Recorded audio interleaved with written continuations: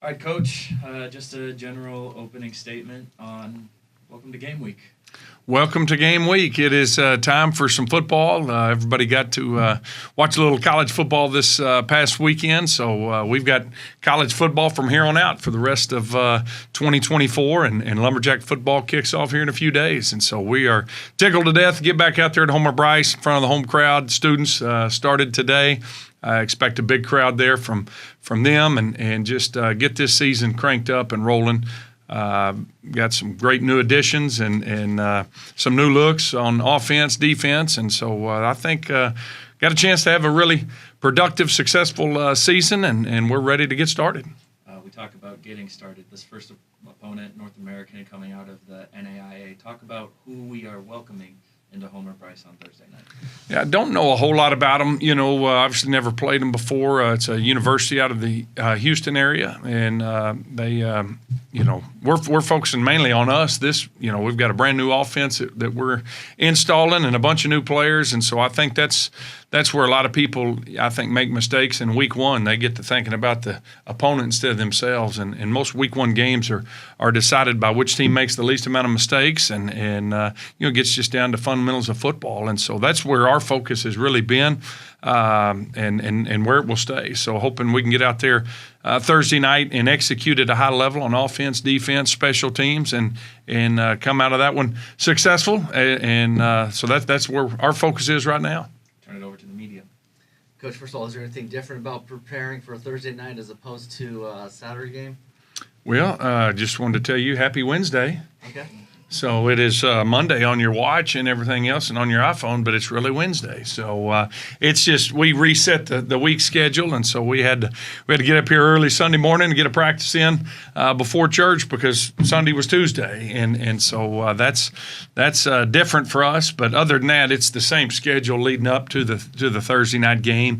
And then where it really pays dividends for us as a program is now we put that game to bed on Friday morning, and we turn the page to the next opponent and get a couple extra days to prepare for the week two opponent. And I think really, really helps. It also gives your players, fall camp's a grind, and it's a grind on coaches. It's a grind on players, especially where they've changed the rules now. And so doing that game gives our guys a couple extra days to kind of hit the reset, recharge button as we turn the page to week two and really a long stretch of football.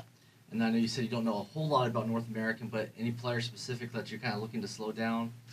No, we just got there too deep today and everything. So it's a little bit of a mystery and everything. So we literally got the team roster in too deep from them a few hours ago. So haven't even really dug into that. Again, we know what kind of we're looking for in terms of what they're going to line up in based on film we've seen from years past, but in terms of their roster, that's the thing about NAI opponents that are sometimes a little bit scary is they've got a little bit different admission standards, and those rosters turn over year to year, and so we'll see who's out there Thursday night and plan accordingly then.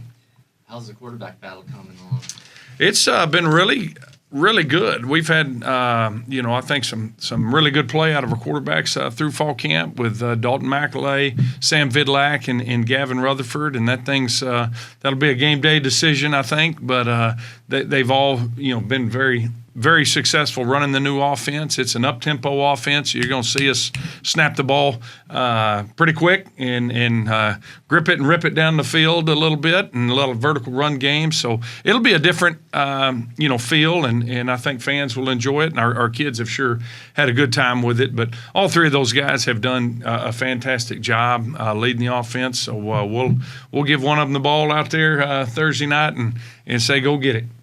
How's the relationship between the three of them? Like, just because obviously they all won the job. Yeah. Oh, they're all black and blue. Every time we have a position meeting, they get in a fist fight, and I'm better than you. That's the great thing about football. It's a true team sport. It's the largest team sport, the greatest team sport on the planet, in my opinion. And so you've got guys that are battling. Competition brings out the very best in every one of us, and so it pushes all of them to be their very best. And quarterback is a position that's tough because there's only one that gets to, play per every snap, and usually you don't have them playing other positions, you know, and special teams in that regard. So when you're a quarterback, the playing time only comes usually at quarterback, and so that's where they've been great, and I think very supportive of each other. Each of them's got a different story and where they've come from and how they've got to where they are right now, and so I think have all been very complimentary of each other. They coach each other up. Coach May does our passing game coordinator, you know, quarterback coach. He's been with me now for about 47 years, I think, and he does a great job with them, and Coach Ross with the new offense. So it's been great. Gosh, not much more to add to all of this, but I guess it's been a while. The transition into the Southland Conference, can you say that has been, you know, smooth process? Well, we hadn't played a game just yet. I tell you what, our kids are excited about it. You know, I mean, we went, and I'm excited about it from a budget standpoint. We went from 3 flights to 0 flights back a couple months ago, and so that's going to help, you know, stretch the budget a lot better and save SFA some money. Our players are excited because now they're going to get to play at home or, you know, within 4 or 5 hours, and that's not only good for them in their recovery, but boy, it's great for their parents and family and friends, because not many kids, family, friends, and people that want to watch them play are making it out to Utah or Georgia or Kentucky or wherever we were playing. And so this is great from a travel standpoint, class miss standpoint, all those things. And I think it's also going to pay big dividends as you see SFA grow as a university, because now all 12 of our games this year in football are played in a geographic footprint where we recruit students. And our campus is growing. We got a big-time growth in our freshman enrollment this year, and you're going to continue to see SFA grow and elevate. And I think playing close to home in the Southland Conference is going to help that as well. We will ask you that question again mid-season. You bet, yeah. Well, how was the trip to Hammond and everything else? So we've got a few that'll be a first one for me in terms of, you know, we played obviously in 2019, but, you know, I've never been to Thibodaux, Louisiana. I played when I was a player. I played at McNeese as the first game I ever played in college, and that was an awesome environment. And I know that's a long-standing rivalry here with SFA. So we'll get down to Lake Charles here in about 3 weeks, and so we'll get to crank that one up again. So I think everybody's looking forward to it from our player standpoint and staff, but also just the community and SFA in general. So I think it's a great move for us, and we're excited about it. There's a little bit of a different aspect with this game for Thursday night.